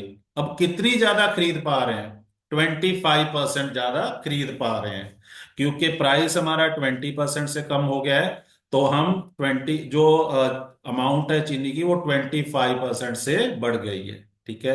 अब ये जो 25% है जो कि 1/4 के इक्वलेंट है, ये हमें दे रखा है 6 kg। ये हमें 6 kg दे रखा है, ध्यान से देखें कि due to the reduction of 20% in the price, the housewife purchases 6 kilogram more, 6 kilogram more, मतलब कि ये जो 6 किलोग्राम मोर है ये किसी एक्स का 1/4 है। जो हमारी ओरिजिनल अमाउंट एक्स थी उसका 1/4 है। तो मतलब कि हमारी एक्स जो कि ओरिजिनल अमाउंट थी, मतलब पहले जितना हम शुगर खरीद पा रहे थे या हाउस वाइफ खरीद पा रही थी, उसका जो 1/4 25% है वो 6 किलोग्राम दे रखा है। तो मतलब कि एक्स हमारा कितना आया, 24 kg। तो इसका मतलब फिर से वही है कि पहले वो 24 kg शुगर ले पा रहे थे, तो अब कितनी शुगर ले पा रहे हैं, वो खरीद पा रहे हैं, वो 30 किलोग्राम शुगर खरीद पा रहे हैं। तो इसका मतलब फिर से वही कि पहले जो शुगर का प्राइस था वो 240 डिवाइड बाय 24 है, मतलब कि 10 रुपीज पर केजी। और अब जो शुगर का प्राइस है वो 240 डिवाइड बाय 30, मतलब कि 8 रुपीज पर केजी है। तो आप इस वे से भी कर सकते हैं, और एक जो पिछला वे उससे भी कर सकते हैं। इसी तरह इस क्वेश्चन में अब प्राइस बढ़ गया है 10% से, तो मतलब कि 10% जो कि 1/10 के इक्विवेलेंट है। ठीक है। तो अब ये 1/10 का मतलब क्या है, इसका मतलब ये है कि अगर पहले प्राइस 10 रुपीज पर केजी था, अगर पहले प्राइस 10 रुपीज पर केजी था, तो अब जो प्राइस है वो 11 रुपीज पर केजी होगा, क्योंकि ये बाय एक एक ये जो एक है ये हमारी बढ़ोतरी है, इंक्रीज है। ठीक है जी। तो अब क्योंकि प्राइस हमारा बढ़ गया है, तो अमाउंट कम हो जाएगी, जितनी अमाउंट हम परचेज कर पा रहे हैं, ठीक है, वो कम हो जाएगी। अब वो कैसे कम होगी, वो इनवर्सली प्रोपोर्शनल कम होगी। मतलब कि अगर पहले हम 11 kg ले पा रहे थे, तो अब हम 10 kg ले पा रहे हैं। ठीक है। अब ये जो डिफरेंस है 1 kg का, ये जो डिफरेंस है 1 kg का, ये कितना दे रखा है हमें? ये हमें 2 kg दे रखा है। ये जो 1 kg का डिफरेंस है ये क्वेश्चन में हमें 2 kg दे रखा है। इसका मतलब कि वो पहले हम 22 kg अमाउंट खरीद पा रहे थे और अब हम कितना खरीद पा रहे हैं? 20 kg। ठीक है जी, 2 से मल्टीप्लाई हो जाएगा। पर पहले भी हम कितना खर्च कर रहे थे? 110। खर्च तो अभी भी 110 ही कर रहे हैं, मतलब कि नेट चेंज अभी भी जीरो है। Net change in expenditure, net change in expenditure मैं इसकी बात कर रहा हूं। N is equal to A+B+AB/100। ठीक है, ये जो एन है ये है हमारा net change in expenditure, net change in total expenditure और एक्सपेंडिचर। ठीक है जी। तो ये नेट चेंज तो जीरो ही है, क्योंकि पहले भी 110 रुपए ही खर्च कर रहे थे, अब भी 110 ही खर्च कर रहे हैं। तो इसका मतलब कि पहले हमारी जो प्राइस थी वो 110 डिवाइड बाय 22, मतलब कि 5 रुपीज पर केजी थी। ठीक, जो एक्चुअल थी। और अभी जो हमारी है वो 20 डिवाइड बाय 22, सॉरी, मतलब कि अभी जो हमारी प्राइस है वो है 110 डिवाइड बाय 20, जो कि है 5.5 रुपीज पर केजी। ठीक है जी। और यहां पे हमारे एक्चुअल प्राइस पूछा गया था, तो एक्चुअल प्राइस हमारा 5 रुपीज पर केजी है। तो यहां पे हमारे पास एक्चुअल प्राइस पूछा था, तो एक्चुअल प्राइस हमारा 5 रुपीज पर केजी, एक्चुअल मतलब पहले वाला। और अगर यहाँ पे एक्चुअल की बजाय फाइनल प्राइस पूछा होता, फाइनल प्राइस, ठीक है जी, तो फाइनल प्राइस हमारा आता 5.5 रुपीज, 5.5 केजी पर केजी। ठीक है जी। और इसमें ना हम वेरीफाई भी कर सकते हैं, कैसे? कि अगर हम 5 रुपए पर केजी, जो कि हमारा पहला जो एक्चुअल प्राइस था, उसमें अगर 10% की बढ़ोतरी करें, मतलब कि इंटू 10 करें, तो आप भी देख पाएंगे कि वो 0.5 रुपीज पर केजी बन रहा है। तो इसमें अगर मतलब 5 में अगर 0.5 आप ऐड करें तो वो 5.5 रुपीज पर केजी बन जाएगा। ठीक है जी। मतलब कि लगभग सभी क्वेश्चंस में हम अपना आंसर वेरीफाई कर सकते हैं। अब इस क्वेश्चन को करने के लिए हम बस ये 30% जो है वो इस इधर ले आएंगे, मतलब x-y के साथ अटैच कर देंगे। और ये जो 50% है ये हम x+y के साथ अटैच कर देंगे, मतलब कि ये जो 30 वैल्यू है ये x-y की वैल्यू बना देंगे, और ये जो 50 है ये हम x+y की वैल्यू बना देंगे। ठीक है जी। अब इनमें हमने अगर ऐड कर दें तो हमारे पास 2x की वैल्यू 80 आ जाएगी, मतलब कि x की वैल्यू 40। और अगर x की वैल्यू 40 है तो y की वैल्यू हमारी 10 अपने आप ही आ जाएगी। ठीक, वो चाहे आप या इस इक्वेशन में पुट कर लें या इसमें कर लें। ठीक है जी। और हमसे ये पूछा गया कि what percent of x is y. तो हम खुद ही देख सकते हैं कि जो वाई है वो एक्स का 1/4 पार्ट है। जो वाई है वो एक्स का 1/4 पार्ट है। अगर 1/4 पार्ट है तो वो कितना आ जाएगा? 25%। तो ये आंसर आ जाएगा। और अगर इसी क्वेश्चन को हम प्रॉपर वे से करने की ट्राई करें, तो वो 50% of x - y, this is equal to 30% of x+y। तो ये 50%, 50/100 ऑफ x - y। और इसी तरह 30%, it will B 30/100 of x+y। तो ये कैंसल आउट हो जाएगा 100, और ये जीरो भी कैंसल आउट हो जाएगा। तो यहाँ पे हमारे पास आएगा 5x - 5y equal to 3x+3y। तो यहां से हमारे पास ये 5x, मतलब कि ये टर्म इधर आएगी, तो 5x - 3x 2x आ जाएगा। और ये टर्म जब इधर जाएगी तो ये 8y हो जाएगा। तो इससे भी हमारे पास आंसर आ जाएगा कि x हमारा 4y है। ठीक है जी। अब x हमारा 4y है, तो इसका मतलब क्या है कि y जो है वो x का 1/4 पार्ट है। जो y है वो x का 1/4 पार्ट है। तो 1/4 का मतलब क्या होता है? 25%, मतलब कि y जो है वो 25% ऑफ x है। ठीक है जी। और इसको आप इस तरह भी समझ सकते हैं कि एक मैंने जो पिछले क्वेश्चन में कहा था कि y is 1/4x, तो मुझे क्योंकि परसेंटेज निकालनी है तो यहाँ पे मुझे 100 चाहिए। तो यहाँ पे मैंने 100 किया तो उसके लिए मुझे 25 से मल्टीप्लाई किया। तो यहाँ पे भी मुझे 25 से मल्टीप्लाई करना पड़ेगा। ठीक है जी। तो ये कुछ और नहीं है, 25/100 ऑफ x बन जाएगा। तो 25/100 ये कुछ नहीं है, 25% ऑफ x ही हो जाएगा। अब इस क्वेश्चन में a is twice of b ये दे रखा है, और b is 200 more, it is 200% more than c। इसका मतलब कि जो b होगा वो 3 टाइम्स c होगा। b is 200% more than c, इसका मतलब कि b जो होगा वो c का 3 टाइम्स होगा। अब ऐसा क्यों होगा? मान लीजिए C की वैल्यू 100 है और हमें दे रखा है कि B is 200% more than C। तो 200% ऑफ C, 200% ऑफ C, तो देखिए वो बन जाएगा 200/100, और C की वैल्यू है 100, मतलब कि 200। तो मतलब B की वैल्यू कितनी होगी? वो होगी 100 + 200, मतलब कि 200% मोर देन C। ठीक है। तो इसका मतलब बी की वैल्यू कितनी हो जाएगी? 300, मतलब कि बी सी का 3 गुना होगा। ठीक है। तो इसको हम जनरलाइज भी कर सकते हैं कि मान लीजिए बी अगर 4 टाइम्स सी है तो बी 300% मोर होगा, ये 300% मोर देन सी होगा। इसी तरह मान लीजिए बी अगर 7 सी दे रखा है, 7 टाइम्स सी, तो जो बी होगा वो 600% मोर देन सी होगा। ठीक। तो अब हमारे पास ए की वैल्यू कितनी आ जाएगी? वो 6c आ जाएगी, क्योंकि बी की वैल्यू कितनी है? 3c, वो यहाँ पे सब्स्टिट्यूट कर देंगे।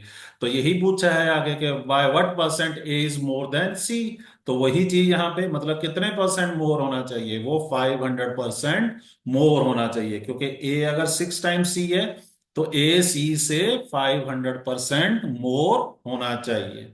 ठीक है जी। तो वही वाला फैक्ट जो हमने अभी यहाँ पे सीखा है। अब इस क्वेश्चन के लिए हमारा जो प्राइस है वो 20% से बढ़ गया है, और 20% 1/5 के इक्वलेंट होता है। तो इसका मतलब कि अगर पहले प्राइस हमारा ₹5 पर kg था, अब हमारा प्राइस ₹6 पर kg हो जाएगा। तो अब जो हमारी अमाउंट है वो कम हो जाएगी। क्यों? क्योंकि हमारे प्राइस 20% से बढ़ गए हैं। तो पहले प्राइस अगर हमारा ₹5 पर kg था, ₹5 पर kg, तो अब हमारा जो प्राइस है वो ₹6 पर kg होगा। तो जो हमारी अमाउंट या कंजम्पशन है वो इन्वर्सली प्रोपोर्शनल कम हो जाएगी। तो मतलब कि अगर हम पहले 6 kg ले पा रहे थे तो अभी हम कितना ले पाएंगे? 5 kg। ठीक है जी। तो इसके लिए हमारी जो अमाउंट है वो 1 kg से कम हो रही है। अब ये 1 kg जो कम हो रही है, ठीक है जी, तो ये किस पे कम हो रही है? 6 kg पे कम हो रही है। 6 kg पे कम हो रही है, मतलब कि पहले हम 6 kg ले पा रहे थे, अब हम 5 kg ले पा रहे हैं, 5 किलोग्राम ले पा रहे हैं। तो मतलब कि ये जो परसेंटेज जो चेंज है एक्सपेंडिचर, सॉरी कंजम्पशन में, वो आएगी 1/6 इंटू 100। और 1/6 इंटू 100 ये इक्वलेंट होता है 16 इंटू 2/3, 16 इंटू 2/3 परसेंटेज, और 6.6666%। ओके। तो ये हमने फाइंड आउट करना था। अब इसी क्वेश्चन को हम नेट चेंज के फॉर्मूले से भी कर सकते हैं। n is equal to a plus b, a b by 100। तो यहाँ पे ये जो ए है ये हमारा प्राइस होगा।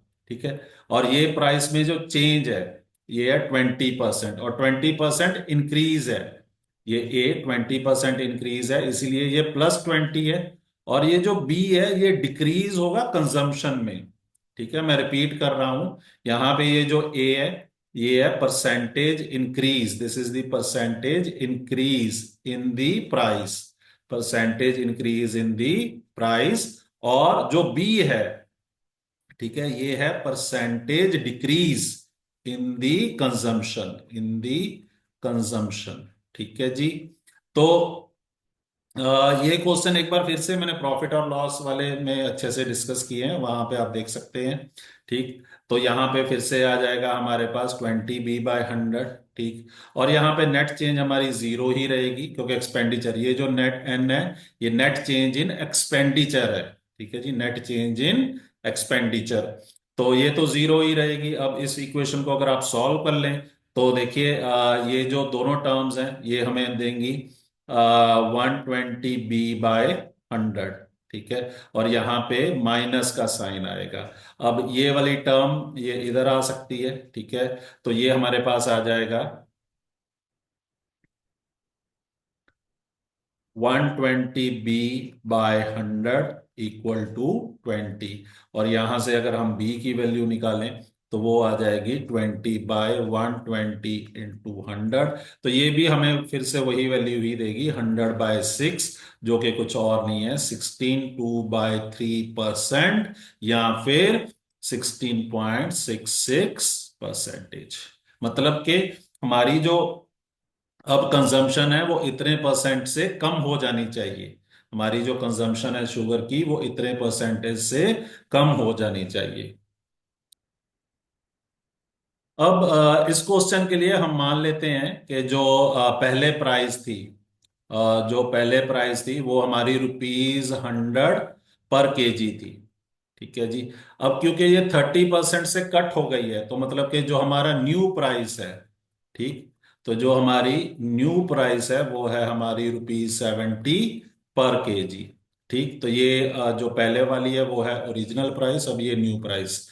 अब हमें चाहिए कि to restore its former value. Former value means original price, मतलब कि 70 केजी से 100 केजी तक आने के लिए, ₹70, ₹70 पर केजी से ₹100 पर केजी पे आने के लिए हमें कितने परसेंटेज का इंक्रीज देना पड़ेगा। ठीक है जी। पहले तो हमने 30% से नीचे आ गए, पर अब हमने 70% से ऊपर जाना है। ठीक। तो इसमें यह मत कहिएगा कि यहाँ पे 30% ही आ जाएगा, नहीं, ये गलत होगा। क्यों? क्योंकि ये जो 30% था ये 100 के बेस पे था। ये जो 30% था ये 100 के बेस पे था। ठीक है जी। वो कैसे? क्यों था? 30% ऑफ 100। ठीक है जी। अब परसेंटेज का मतलब 30/100 ऑफ 100, मतलब है ये 30। तो इसलिए इसी वजह से 100 में से 30 माइनस करते हैं तो 70। पर जब हम 70 से 100 की तरफ जाएंगे, ठीक है, तो वो 70 के बेस पे होगा। तो चेंज तो वही होगा, इंक्रीज तो वही आएगा, 30 का आएगा, पर यहां पे अब किसके बेस पे आएगा? 70 के बेस पे आएगा। ठीक है जी। तो 30/70 × 100। पहले ये 100 के बेस पे था, अब 70 के बेस पे। ठीक। तो इसका मतलब अब ये हमारे पास आ जाएगा 300/7। और 300/7 वो परसेंटेज हमें दे रखी है। ठीक। तो इसका मतलब ये है कि अब हमारे जो प्राइस है उसको इतने से बढ़ा देना चाहिए, 300/7% से बढ़ा देना चाहिए। अगर हम इतने परसेंट से बढ़ा देंगे तो हम एक बार फिर से ₹100 पर केजी पे आ जाएंगे। तो इसमें थोड़ा सा ऐड करना चाहूंगा कि ये जो 1/7 है ये 14.2857% के इक्वलेंट होता है। 2/7 28.5714 के इक्वलेंट। 3/7 42.8571 4/7 57.1428%। इसी तरह 5/7 और 6/7 इनकी इक्वलेंट परसेंटेज मैंने यहाँ पे लिख दी है। और ऑब्वियसली जो 7/7 होगा वो 100% के इक्वलेंट ही होगा। ठीक है। अब इनको कैसे याद रख सकते हैं, इसको भी मैंने वो प्रॉफिट लॉस के लेक्चर में अच्छे से डिस्कस किया है। अगर ध्यान से देखें यहाँ पे ये जो 6 डिजिट्स हैं 142857, ये 6 डिजिट ही यहाँ पे बार बार रिपीट हो रहे हैं और एक पर्टिकुलर सर्कुलर मोशन में ही रिपीट हो रहे हैं। ठीक है। तो ये अगर आप इनको भी याद रखना सीखना चाहते हैं तो कृपया वो प्रॉफिट लॉस वाला लेक्चर जरूर देखें। तो इसका मतलब ये जो 300/7% है ये कुछ और नहीं है, 42.8571% ही है। अब इस क्वेश्चन के लिए 450% ऑफ सम नंबर से एक्स, ये गिवन दे रखा है 3/4 of some another number y. अब ये जो 450% है इसको मैं लिख सकता हूं 400 + 50%। 400 प्लस 50% ऑफ एक्स। ठीक है जी। अब 400% ऑफ एक्स, किसी भी नंबर एक्स का, किसी भी नंबर का 400%, मतलब कि वो नंबर का 4 टाइम्स, उस नंबर का 4 टाइम्स। ठीक है। और 50% ऑफ दैट नंबर, उसी नंबर का 50% मीन्स उस नंबर का हाफ। ठीक है, x/2। और ये हमें दे रखा है 3/4y। तो बस हमने इसको सॉल्व करना है। तो देखिए 4x प्लस x/2, इसको तो वैसे हम इस तरह भी लिख सकते थे कि 4+1/2। ठीक है, 4+1/2 of x, that is actually 3/4 of y। तो यहां से हमें दे आ जाएगा 9/2 of x, this is equal to 3/4 of y। तो हमारे पास ये इक्वेशन आ गई। ठीक। तो अब x की वैल्यू यहां से आएगी 3/4y इंटू 2/9। इसको आप सिंप्लीफाई कर लीजिए, 2। ठीक है जी, यहाँ पे 3। तो यहाँ पे ये आ जाएगा y/6। यहाँ पे 1 और 1 है। तो एक्चुअल में क्वेश्चन की स्टेटमेंट में थोड़ी गलती थी। तो हमसे जो पूछा गया है वो ये है कि what will be the ratio between the numbers. ठीक है जी। तो x हमारा y/6 आ गया है, तो मतलब कि x/y ये कितना आएगा, 1/6। ठीक है, तो मतलब कि ऑप्शन डी करेक्ट होगी। थोड़ा ध्यान दीजिए कि ये जो पहले स्टेटमेंट थी उस स्टेटमेंट में थोड़ा सा डिस्क्रिपेंसी थी। तो क्वेश्चन ये है कि what will be the ratio between the numbers, तो आंसर आया डी। अब इस क्वेश्चन में हमें दे रखा है 3/5 of a number is 23 more than 50% of the same number. अब जो 3/5 होता है वो 60% होता है। 3/5 ये 60% होता है।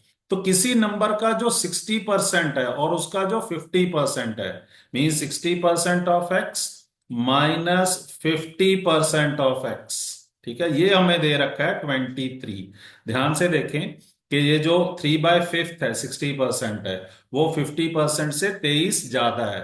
आप इसको इस तरह भी लिख सकते हैं कि 3/5 ऑफ एक्स प्लस 23। ठीक है जी, sorry, -23, -23, this will be equal to 50% of x. 50% of x, क्योंकि ये 3/5 23 ज्यादा है। तो मतलब इसमें से अगर आप 23 सब्ट्रैक्ट कर दोगे तो वो एक्स के 50% के इक्वल आ जाओगे।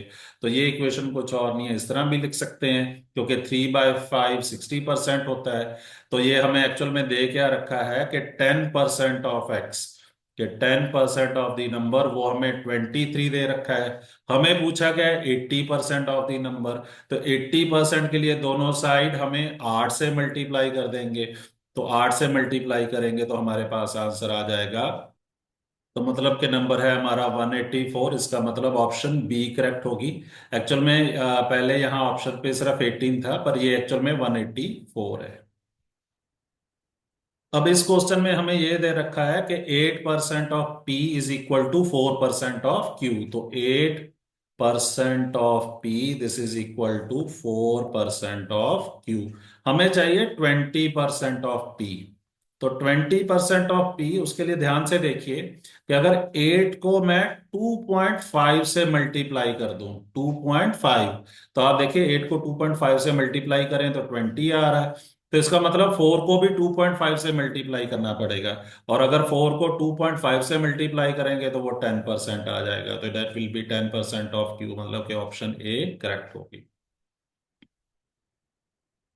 इस क्वेश्चन को करने का जो प्रॉपर वे है वो ये है कि 8% of p, this is equal to 4% of q. तो मतलब कि ये हम कैंसल आउट कर सकते हैं, तो 2। तो इसका मतलब कि जो क्यू है हमारा 2p है। मतलब कि जो Q है वो P का ट्वाइस है। तो मतलब कि जो P होगा वो हमारा Q का हाफ होगा। ठीक है जी। अब हमें चाहिए 20% ऑफ P। 20% ऑफ P मतलब कि इधर भी हमें 20% ही करना पड़ेगा। मींस यहाँ पे भी 20% ऑफ, जस्ट वेट, यहाँ पे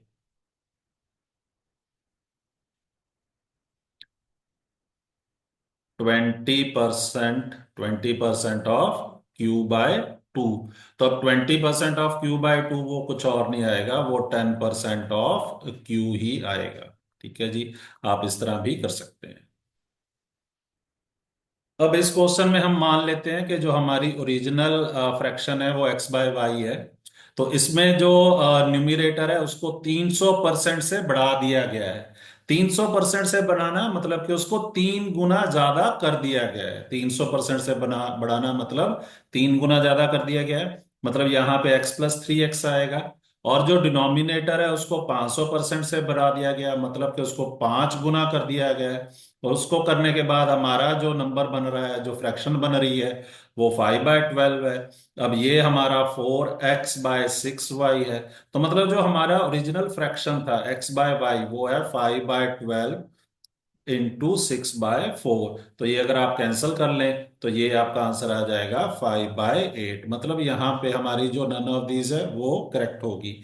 ठीक। और इस आंसर को ना हम वेरीफाई भी कर सकते हैं, कैसे कि ये जो 5 है अगर आप इसको 3 गुना कर दें 300% तो वो 15 बन जाएगा। और 8 को अगर आप 500% बढ़ा दें, 5 गुना कर दें, तो वो 40 बन जाएगा। तो ये 20/48 बनेगा। और ये कुछ और नहीं है, ये 5/12 ही है, क्योंकि ये 4 का जो फैक्टर है वो कॉमन आ जाएगा। तो इस तरह हम अपना आंसर वेरीफाई भी कर सकते हैं। इस क्वेश्चन में ना थोड़ा ध्यान रखें कि यहाँ पे लिखा गया था कि the numerator is increased by 300%, मतलब कि उसको 300% से बढ़ा दिया गया है। मतलब कि अगर पहले हमारा न्यूमरेटर एक्स था तो अब वो 3 गुना हो गया है। और अगर यहाँ पे इंक्रीज्ड टू लिखा होता है कि numerator of the fraction is increase to 300%, तो फिर हमारा x 3x बन जाता है। ठीक। तो पहले मतलब न्यूमरेटर मतलब कि अगर यहाँ पे बाय लिखा है, ठीक है, तो हमारा नया वाला न्यूमरेटर 4x बन रहा है। और अगर यहाँ पे 2 लिखा होता, ठीक है, तो नया वाला न्यूमरेटर हमारा 3x होता। इसी तरह अगर यहाँ पे 2 लिखा होता, डिनोमिनेटर इज इंक्रीज्ड टू 500%, तो जो हमारा नया वाला डिनोमिनेटर होता वो 5y होता। पर यहाँ पे क्योंकि इंक्रीज्ड बाय इतने से बढ़ा दिया गया है, तो नया वाला डिनोमिनेटर हमारा 6y होगा। इस पॉइंट का थोड़ा सा ध्यान रखें। एक्चुअल में हमें क्वेश्चन की स्टेटमेंट बहुत ध्यान से पढ़नी चाहिए। हर एक वर्ड की अपनी इंपॉर्टेंस होती है। और अगर अगर हमने कोई भी वर्ड ध्यान से नहीं पढ़ा तो हो सकता है कि हम अपने क्वेश्चन में गलती कर जाएं, और इसके चांसेस काफी ज्यादा हो जाते हैं। अब इस क्वेश्चन को अगर हम प्रॉपर वे से करने की ट्राई करें तो हमारी जो कैलकुलेशंस है बहुत लेंथी हो जाएंगी। मतलब कि 58.33% ऑफ 2412, तो उसको अगर हम परसेंटेज में कन्वर्ट करें तो नंबर में फ्रैक्शन में लेके जाएं 100 आ जाएगा। ठीक है, ऑफ 2412। ठीक। और आगे ये डेसिमल अगर इसको भी रिमूव करने की ट्राई करें तो उसके लिए हमें 5833, और 100 तो पहले से था, और एक 100 और आएगा, और 2412। तो ये कैलकुलेशंस बहुत लेंथी हो जाएंगी। तो इसी वजह से मैंने कहा था कि ये जो परसेंटेज को फ्रैक्शन में कन्वर्ट करना है, परसेंटेज को फ्रैक्शन में कन्वर्ट करना है, ये बहुत इंपॉर्टेंट है। अब ये जो 58.33% है, ये कुछ और नहीं 7/12 भी होता है। मैंने लेक्चर के शुरुआत मतलब कि पीछे लेक्चर में यही डिस्कस किया था कि 58.33% ये 7/12 होता है। और अगर ये 8.33% हो तो ये 1/12 होता है। अगर ये 8.33% होता तो 1/12 होता। अगर 58.33 है तो 7/12 है। तो हमें कुछ और नहीं चाहिए, ये जो 2412 है इसका 7/12 ही चाहिए। इसका 7/12 चाहिए। तो वो तो इजीली आ जाएगा, हम इसको कट कर सकते हैं। तो ये 201 आ जाएगा, और 7 को 201 से मल्टीप्लाई किया तो हमारा ऑप्शन ऑप्शन सी करेक्ट आ जाएगी। ठीक है जी। तो कोई भी देख सकता है कि ये क्वेश्चन मतलब कि फ्रैक्शन को, सॉरी, परसेंटेज को फ्रैक्शन में कन्वर्ट करना, और फ्रैक्शन को परसेंटेज में कन्वर्ट करना, ये हमारे लिए बहुत इंपॉर्टेंट है। कृपया इसका ध्यान दें। इसी तरह नेक्स्ट वाले क्वेश्चन में हमें चाहिए 25%, मीन्स 1/4। फिर 75% मतलब के 3/4, आगे किसका 3/5, और ये भी किसका 4240, बस हमने इतना सा कैलकुलेट करना है।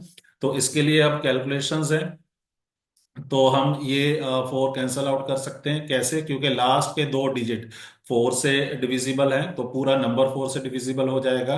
तो हम देख भी पा रहे हैं कि यहाँ पे ये 1060 आ जाएगा।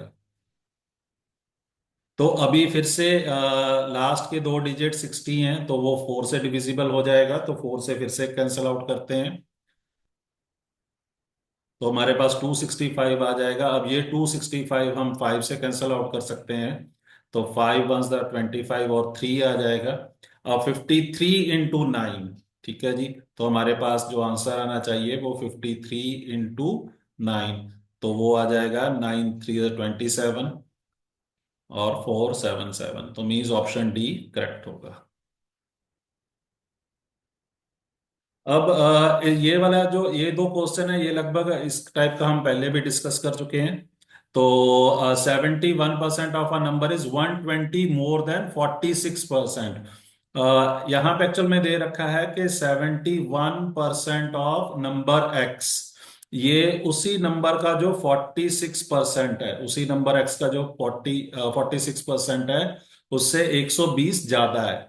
मतलब कि अगर मैं इसमें से 120 कम कर दूं तो मेरे पास ये इक्वेशन बन जाएगी।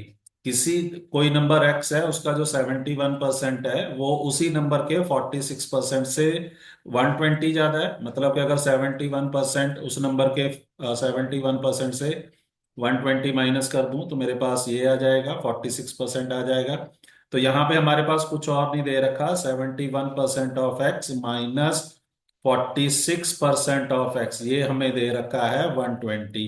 अब अगर आप ये सब्ट्रैक्ट करें तो ये आपके पास 25% आ जाएगा, 25% ऑफ एक्स दैट इज 120। अब 25% का मतलब क्या होता है, 1/4, मतलब कि x/4 हमें 120 दे रखा है, तो x की वैल्यू हमारे पास 480 है। अब मतलब कि नंबर हमारा 480 है, पर हमसे पूछा गया कि उस नंबर का 30% क्या होगा।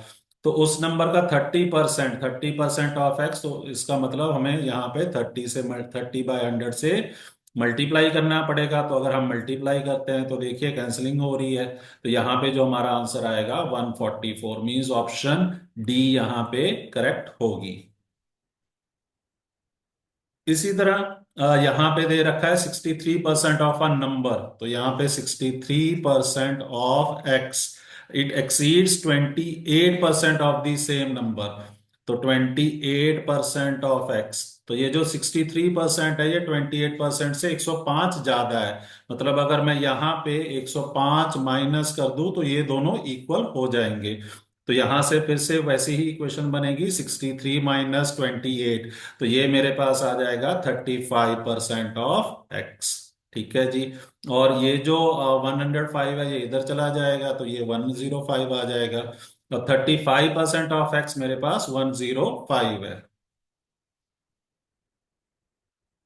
तो अब मेरा जो एक्स की वैल्यू होगी कुछ नहीं होगी, ये एक्चुअल में 30, तो 35/100 ऑफ एक्स इंटू एक्स, ये मेरा 105 होगा। तो एक्स की वैल्यू कितनी आ जाएगी, 105 × 100 डिवाइड बाय 35, और ये कैंसल हो जाएगा इससे, तो ये थ्री आ जाएगा। तो एक्स की value 3 × 100, 300, means option b correct होगी।